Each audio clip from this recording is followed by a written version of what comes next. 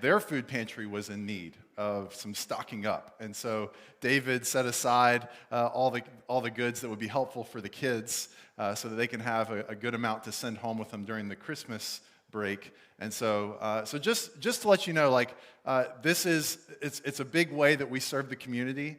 And David, you are like the anchor for what we do there. And so I just want to express sincere appreciation for you. Can we give him one more round of applause? Love you, man. But yeah, so today as well is one of our legacy Sundays, and so I've been talking about this over the past couple of weeks, and today is the day that you get to fill out the legacy card and make your pledge towards what you want to give over and above your regular giving here at Jubilee. And this is really just to accelerate the giving here, accelerate the vision here at Jubilee. And anyways, hey, it's that too, unapologetically. It is to accelerate the giving as well. And it's an opportunity, right? Because giving, as Scott already outlined for us, is a get to, not a got to.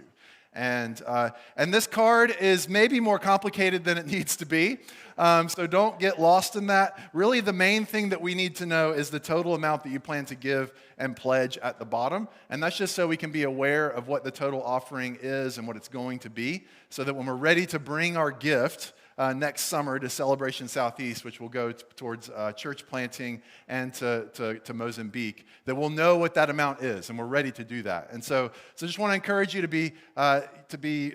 go ahead and write down what you feel like God has led you to give. If you hadn't had time to think and pray about that up until this point, we will be doing another Sunday, next Sunday, with the pledge cards as well. And so just want to encourage you just to go ahead and write that down, and we'll take up that offering at the end during the last song. We'll have the baskets up front. If you've ever been to Celebration Southeast, when we take up our offering, we have the baskets up front, and it's just a joyful celebration of just giving, because we know God's given us the greatest gift we could ever receive in Jesus. And speaking of Jesus, that's who we're going to talk about today. So we are in the Gospel according to Matthew, and today is sermon number 79 of this series, which will be in total 82 sermons. And it's taken about 6 years. So we have 4 more sermons to go, and I actually love how these sermons have landed on the Advent season, which is really meant for us to know and appreciate the coming of the Messiah, who was this first century Jewish stonemason named Jesus of Nazareth. And he's on his way. And there's been a lot of things that have been said and debated about this historical figure, but for the next 2 messages, this is something that all Orthodox Christians agree on, and even those who are far from God just generally, historically, even accounts outside of the Bible, will say the same thing about what happened to Jesus and what we're about to talk about here today. Jesus was crucified on a Roman cross, and he died as a result. And this week we will focus on the process of the crucifixion, which will be today. Next week we'll talk about the death of Jesus and all of its implications, followed by the resurrection of Jesus. And then actually Stephen Baird is going to be sharing our final message of this series and this year. And so our drummer back here, let's give Stephen a round of applause, because he's going to be... So, see, that's right, yeah. So I'm sure he covets your prayers as he prepares during this time. And so that's going to be the next 4 messages of this series, and I think it's fitting, actually, that it's in the holiday season. And I just want to be honest with you, I struggled this week to write this message. I generally get most of my sermon writing done on Wednesday, and then Friday is just kind of finishing it up and wrapping it up. But this week, the only thing I had on my sermon notes Friday morning was the scripture I'm about to read. Because as I'm studying, I'm just the moment felt too big. Now, I try to preach on the cross of Jesus every week. We sing about the cross almost every week. And so this is not something that's new for me. But it feels different when we're in the final 4 messages of an 82 sermon series over the course of 6 years. It feels different when we watch in real time as the disciples have wrapped their heads around the true nature of the ministry of Jesus and what his purpose is and was. And as I've said more times than I can count during this season or during this series, Jesus was not a conquering king that almost everyone expected him to be. Rather, he was this humble, suffering servant. And as the 12 disciples said yes to following the long-awaited Messiah as their rabbi, the implications of what it meant to be with their rabbi, to become like their rabbi, and to do what their rabbi did was very different than what they expected. And so I just want to do a quick flashback, if I can, to a conversation and a message that we did, I don't know, probably a year or two ago at this point. But it's in Matthew 20. And it's this weird kind of obscure story where the mother of two of the disciples comes to Jesus and makes a strange request. And so here we are in Matthew 20, verse 20 through 23. This is not the passage today, but I just want to flash back here before we go into today's passage. It says, "Then the mother of the sons of Zebedee," who's James and John, that's the sons of Zebedee, came up to Jesus with her sons, and kneeling before him, she asked for something. And he said to her, "What do you want?" She said to him, "Say to these two sons of mine are to sit, one at your right hand and one at your left in your kingdom." And Jesus answered, he's looking to James and John at this point, "You do not know what you are asking. Are you able to drink the cup that I am to drink?" They said to him, "We are able." He said to them, "You will drink my cup. But to sit at my right hand and my left is not mine to grant, but is for those for whom it has been prepared by my Father. You will drink the cup that I drink." Fast forward to a sermon I gave about a month ago about Jesus praying in the Garden of Gethsemane, but right before he got arrested. It says he was sorrowful even to death. And he prays to God, the truest representation of his emotions at that moment. He says, "My Father, if it be possible, let this cup pass from me." And now we find ourselves in the place where the cup that Jesus must drink is starting to be revealed. Jesus, who is God in the flesh, just went through two trials, one by the Jewish leaders and then by the Roman leader Pontius Pilate. He was scourged, which, by the way, I mispronounced that word a couple of weeks ago. It was brought to my attention. And it's scourged, not scourged. Does anybody know that? Anyway, so for those of you who are English majors or that really bothered, I'm correcting myself today. So it is scourged. He was scourged, which is a terrible word, but he was scourged or like whipped in a way that brought him very close to death already, and now he's about to be crucified. So he's close to death already, but that's where we find ourselves in Matthew 27, verse 27 through 31. It says, "Then the soldiers of the governor took Jesus into the governor's headquarters, and they gathered the whole battalion before him, and they stripped him and put a scarlet robe on him, and twisting together a crown of thorns, they put it on his head and put a reed in his right hand. And kneeling before him, they mocked him, saying, 'Hail, King of the Jews.' And they spit on him and took the reed and struck him on the head. And when they had mocked him, they stripped him of the robe and put his own clothes on him and led him away to crucify him."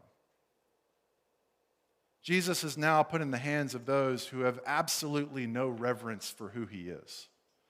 They are at least somewhat aware of the claims that Jesus has made about himself, but unlike Pontius Pilate, who showed a little reluctance before finally capitulating to the crowd's demand to crucify him, they have no reluctance. To them, Jesus is just another criminal. These soldiers do not know or fear God. They are simply carrying out the orders to crucify this Jewish peasant who has caused this big commotion and big ruckus because of his audacious claims about himself. But in the midst of zero regard for God's plans and purposes, these soldiers bring up powerful symbolism in this moment. It says that a whole battalion of soldiers were involved, which that means up to 600 soldiers, which one commentator said it probably wasn't all 600. It probably was just the soldiers that were there, but it could have been up to 600 soldiers, which is a powerful picture of the might and military strength of Rome, all focused on this nonviolent, compassionate Jewish peasant who is completely innocent of wrongdoing. I can't help but to wonder if this is a picture of Satan and a legion of his demons all coming against Jesus in this moment. Jesus was stripped. During most crucifixions, the victim was completely naked during the process, which only added to the shame and humiliation. And ironically, they placed what was likely a soldier's robe on him to represent a king's robe. And Jesus was supposed to be this warrior king who overthrew the Romans and delivered the Jewish people. And the soldiers were mocking Jesus, who were mocking Jesus, were unknowingly painting a picture of exactly what Jesus was doing. Satan's attempt to destroy Jesus only leads to his own destruction. The death of Jesus deals a death blow to Satan and his demons and all the powers of darkness. Jesus was a warrior king in this moment, perhaps in the truest form of what that means in all of human history. He was the warrior king in this moment. They put a crown of thorns on his head, which Ben talked about as he encouraged us earlier, to continue the mockery, but it only deepens the symbolism.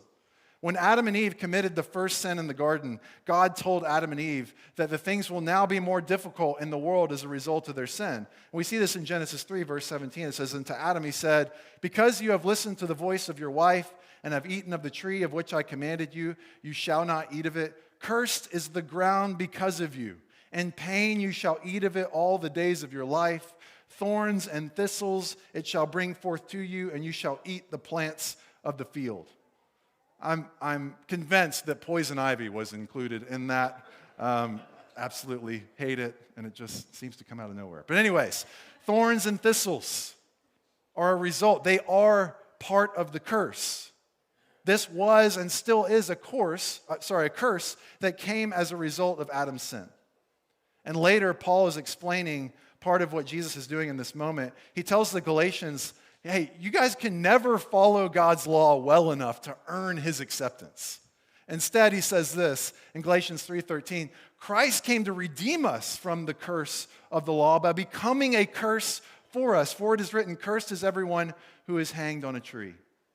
The curse of the thorns that came through Adam's sin was now literally being placed on the head of Jesus.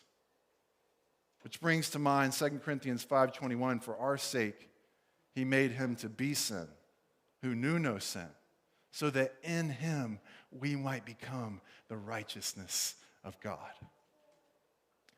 These Roman soldiers, still in an attempt to mock Jesus, place a king's crown using thorns on Jesus. Little did they know, this was the representative of Jesus literally becoming sin, taking on the sins of the world, including perhaps the sins of the Roman soldiers themselves. So that through this crucifixion and death, Jesus would take the punishment that we deserve for our sins. It's interesting here how Jesus is being passed. I want to point this out. Being passed from kind of group to group. Like, who killed Jesus? I don't know. There was a lot of people kind of involved in this process. And each has a chance to stop this atrocity. But each one fails. The disciples fail him, the Jewish leaders fail him, the crowds fail him, the Roman officials fail him, and now even the Gentile Roman soldiers fail him. They fail to stop what was completely unjust, indicating the truth in Romans 3 that all have sinned and fall short of the glory of God. Part of this story is for us to place ourselves in the story somewhere and to recognize we also played a part in that crown of thorns going on Jesus' head. We participated in rebellion against God, which caused Jesus to become a curse for us. And the soldiers continue to mock him by kneeling before him as they would a king. He's got the crown, he's got the reed, he's got the robe, and they're mockingly kneeling before him, which brings to mind Philippians 2, 8 through 11. And being found in human form, he humbled himself by becoming obedient to the point of death, even death on a cross. Therefore, God has highly exalted him and bestowed on him the name that is above every name, so that at the name of Jesus, every knee will bow and every tongue will confess that Jesus Christ is Lord, to the glory of God the Father. They're fulfilling what is true. They spat on him, and the imperfect tense of the verb struck that it says here indicates that they struck him on the head with a reed over and over and over again. They put his clothes back on him and they led him to be crucified. And normally, a prisoner at this point would have remained naked and continued to be flogged on his way to the cross. But here, this custom was not followed, perhaps because Jesus was so close to death that they realized that he couldn't take it. And so they showed him a bit of mercy just so that he could actually carry himself by his own weight to the cross. But that takes us to verse 32. And they went out. They found a man of Cyrene, Simon by name. They compelled this man to carry his cross. And when they come to a place called Golgotha, which means place of skull, they offered him wine to drink mixed with gall. But he tasted it and he would not drink it. And when they had crucified him, they divided his garments among them by casting lots. Then they sat down and kept watch over him there. And over his head they put the charge against him, which read, "This is Jesus, the King of the Jews." Then 2 robbers were crucified with him, one on the right and one on the left. And those who passed by derided him, wagging their heads and saying, "You who would destroy the temple and rebuild it in 3 days, save yourself. If you are the Son of God, come down from the cross."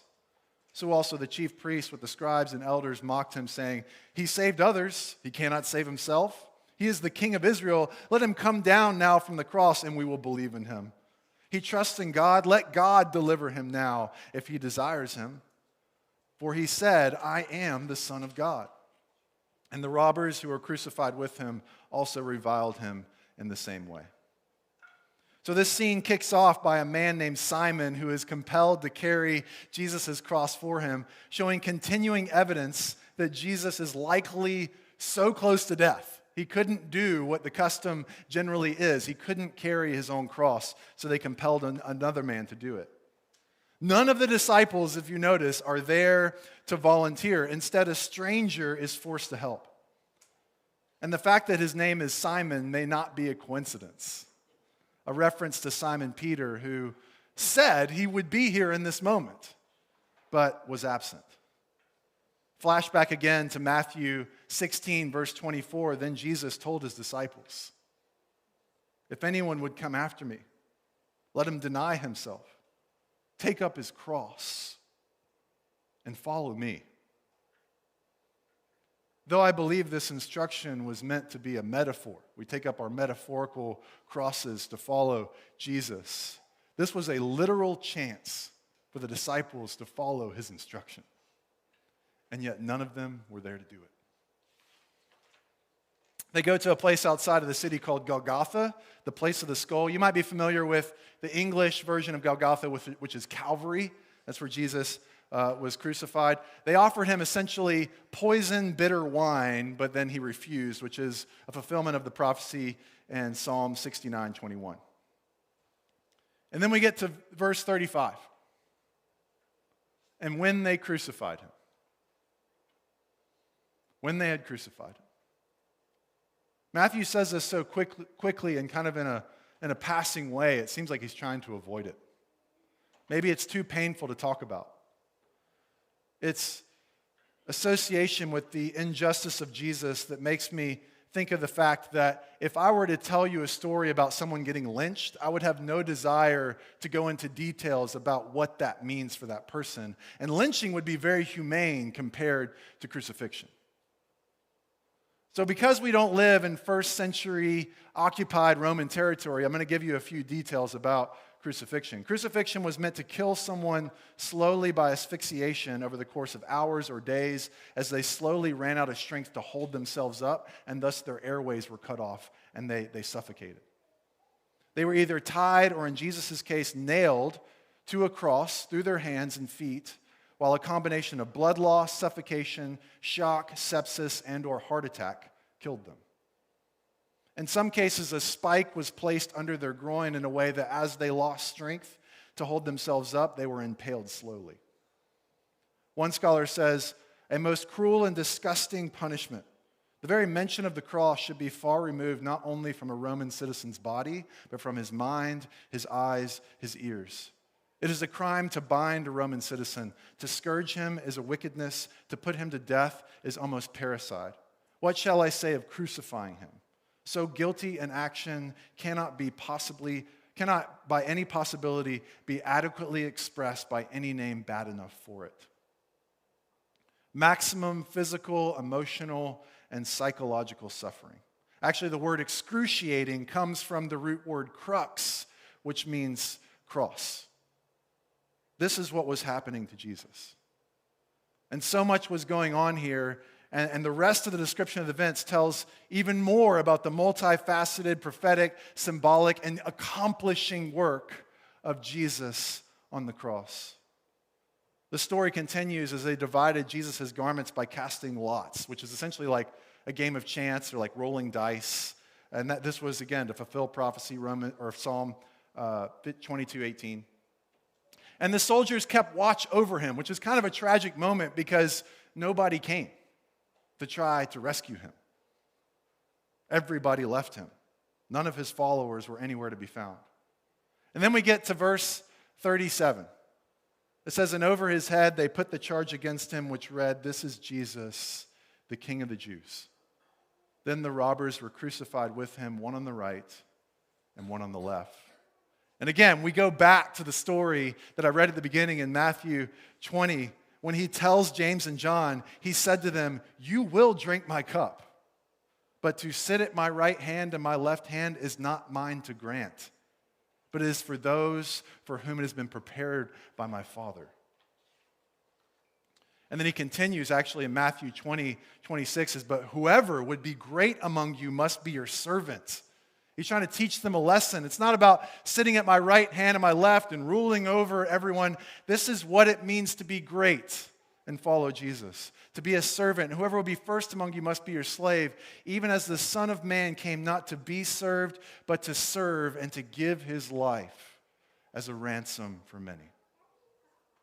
In this case, those who were at Jesus' right and left were just as unworthy to be there as any of us. And the nature of what it means to be at Jesus' right and left and to drink the cup that he drank is, as the Apostle Peter and Paul put it later in the epistles, is to share in the sufferings of Christ. That's what it means. It's not this exalted place, but it's to share in his sufferings. When the mother of James and John asked for her sons to sit at the right and left of Jesus, she had no idea what she was asking. When James and John said that they were ready to drink the cup, they had no idea what they were saying. Following Jesus is following him to death. Death to self for all, literal death to some, but for all, it's an opportunity for us to share in the sufferings of Jesus as we serve other people and give our lives away for others. The cross was meant to be the most public display of execution so that as people see the people on crosses, they would never even consider being an insurrectionist against Rome. It was meant to humiliate and to be very, very public. And for those who would ridicule those people on the crosses, to further ingratiate themselves into kind of Roman approval. Like we're approving what you're doing here. And so we continue to see the symbolism here and the irony, really, of each statement that the passerbyers make about Jesus on the cross. They say, you who destroy the temple in 3 days and rebuild it, save yourself. Well, the temple, which is his body, will be rebuilt in 3 days at the resurrection. They say, if you are the Son of God, come down from the cross. But it was only his finished work on the cross, going all the way to death, that actually vindicates him as the Son of God. They said, he saved others, he cannot save himself. This was questioning Jesus' ability he had this reputation, and he actually did heal a lot of people. But ironically, Jesus was healing and saving people, and as he's on the cross, the only way to heal and save people for all eternity, for the rest of mankind, is for him to stay on the cross. He was literally giving his life as a ransom for many. He's the King of Israel. So another statement. He's the King of Israel. Let him come down now from the cross, and we will believe in him. The cross actually vindicates Jesus as king. If he came down, he would have failed to fulfill his true messianic purpose, to die for the forgiveness of the sins of the world. And the last one, let God deliver him now if he desires him, for he said, I am the Son of God. They are implying that Jesus' current hopeless condition proves that he was never favored by God to begin with. And we're actually going to talk about what happens next in the moments before Jesus dies, as he cries out, my God, why have you forsaken me? And they're referencing this and saying, because of that, there's no way he can be who he said he was. But we'll talk about that next week. And this section concludes with even the criminals joining in and reviling Jesus. So here we are. And again, in my preparation in this moment, we're to the end of the passage, and it's coming to the moment of applying it to our lives today. And it is very much like one thing. To think about the crucifixion, the death of Jesus, to think about his burial and his resurrection, to think about it all as one event, and receive all the goodness and the wonderful things that come through what Jesus did in those things that for us, right? And we receive that and we read about it. But I think it's a unique opportunity today for us to pause. To pause in this moment. These are the most important 3 days in human history. And my initial bent was like, let me just go. If you're familiar with like Wayne Grudem's Systematic Theology, it's like this big theology book. I love it. It's great. So like my initial, idea was like, let me just go there and like tell you about all the deep theological things that this means about Jesus being on the cross. And we're going to do some of that next week, and I think that's important. But this week, our passage leaves us actually with Jesus still hanging on the cross. We're stopping purposefully there. And the Bible is clear that in this moment, Jesus was taking on the sin of the world. He made him to be sin who knew no sin. And so it's important to note that we don't have to suggest that Jesus' death on the cross was like the worst death in human history of all time, like the most gruesome death, the most outwardly horrific. I mean, Peter himself was crucified upside down, which I would imagine is probably worse than what Jesus went through. But inwardly, Jesus was bearing our sins and the guilt and shame to go along with it. It is said that some veterans who've been in military zones where they're forced to be on more like vegan or vegetarian diets, they come home in celebration and get giant porterhouse steaks to celebrate, and actually some of them get really sick, and actually some have died in the process. Their bodies didn't have the proper digestive enzymes that one develops when eating meat on a regular basis. And it's a picture to show that Jesus knew no sin. He reviled it with every ounce of his being. His gag reflex to sin was far beyond anything that we could imagine. And yet, in an instant on the cross, he became sin. He became sin to take the punishment that we deserve for our sin. God is intensely angry with that which destroys us, which is why he's so angry with our sin. His wrath is in the process, as Jesus is on the cross, is in the process of being poured out on Jesus for the sins of the entire world. And there's a mystical element here going on. We don't really know, like, what is that process, but the picture we get in the Old Testament is animal sacrifice. And it's literally butchering up an animal and cooking it well enough to the point where they ate it afterwards.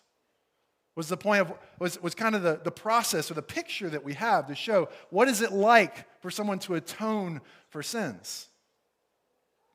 Jesus is being outwardly crucified and inwardly destroyed by the weight of our sin and the wrath of God. And again, this is where our passage leaves us.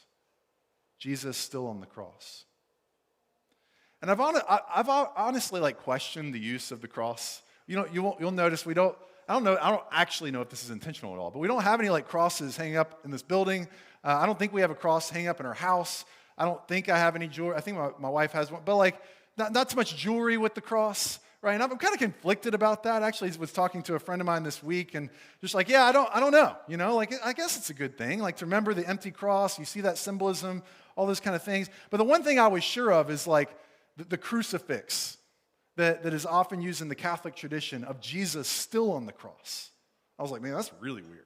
I don't know. For me, I understand, I kind of get, sort of got it, but I'm like, wait, the cross is empty. Why is he still on there? That whole thing, right?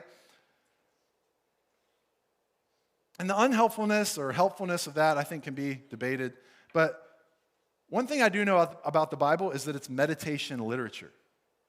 So it's meant for us to stop in certain moments and meditate and to think about what was happening.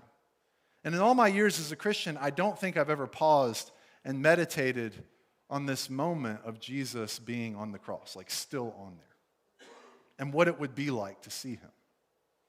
I think God uses our imaginations to allow us to think about and contemplate certain things about who he is and about what it would be like to encounter Jesus himself.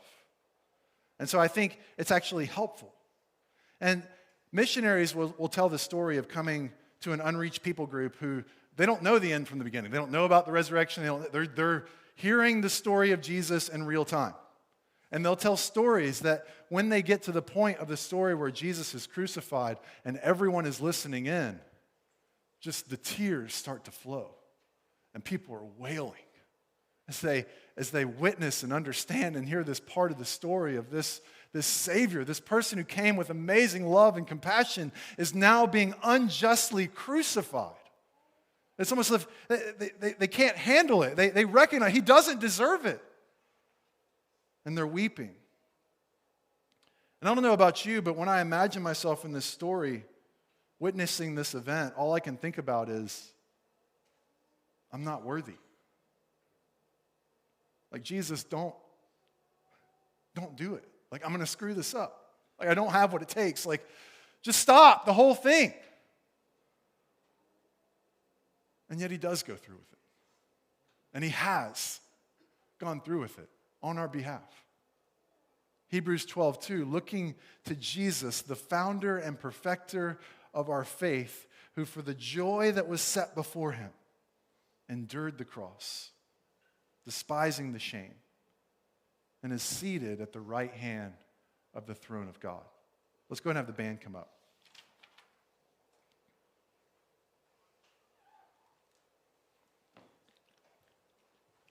The joy that was set before Jesus is the glory of God in our salvation. And glory is a word that kind of means presence and beauty. The glory of God in our salvation was what Jesus had to look forward to, which allowed him to endure the cross. And there truly is no greater love than this. When somebody tries to invent a better story, they really can't. They're just copying and pasting what Jesus has already done for us. And in 1 John 4:8-10 says, God is love. In this, the love of God was made manifest among us, that Jesus sent his only Son into the world so that we might live through him. And this is love, not that we have loved God, but that he loved us and sent his Son to be a propitiation for our sins. That word propitiation, it means that he absorbed the wrath that we deserved for our sins. He took it on. And this is the thing for me, my journey of coming to know Jesus, because I didn't grow up regularly going to church, but my journey coming to know Jesus and maintaining faith in Jesus has really kind of leaned on this understanding. That God created us knowing that we would sin and rebel against him, knowing that we would fail time and time again. God created the penalty of sin, which is death, knowing that he himself would have to come and pay that penalty on our behalf. There is no greater love than this. There's no greater love than what Jesus has done for us. Jesus finished all the work that it takes for us to be made right with God on the cross. He did it for the joy of knowing that one day you and I would come to know his love and his forgiveness. Our sin was imputed to Jesus. It was counted to Jesus. As a result, his righteousness is now imputed to us. It's counted to us. Jesus died in our place and perfectly obeyed God in our place. It's a wonderful gift and exchange that's happening in this moment and that we get to receive. This means that where sin abounds in our life, grace abounds all the more. More sin means more grace. There is nothing that we can do to make God love us more or love us less, because his love is based on Jesus' finished work on the cross, not ours. No matter what we've done, Jesus died for that sin too. And he offers forgiveness and salvation to all of us. Let's go ahead and stand.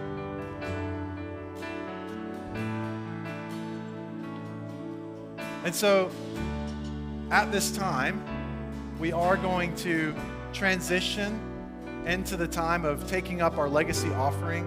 So if you're ready to turn in that card, we've got them over here. We've got the baskets that are coming up here. There's going to be some baskets up at the front. And so I just want to encourage you over this next song to bring your card. I think it's actually a great way to respond to knowing that God gave us the greatest gift that one could ever receive in sending his son to die in our place. And so now we give as a recognition of all that God has done for us, a response to our good and generous God. And so what I want to do is we're going to sing this song, we're going to give, and I'm going to come back up and lead us in kind of responding to this message. So it is kind of an odd moment to pause here, but if we'll do that together, we'll give together, I'll come back up and I'll lead us in responding. But a great way to respond to this message is the song we're about to sing here. So I just want to encourage you to belt it out, sing it with all your might, recognize the goodness and the greatness of our God and King who came and died for us. Let's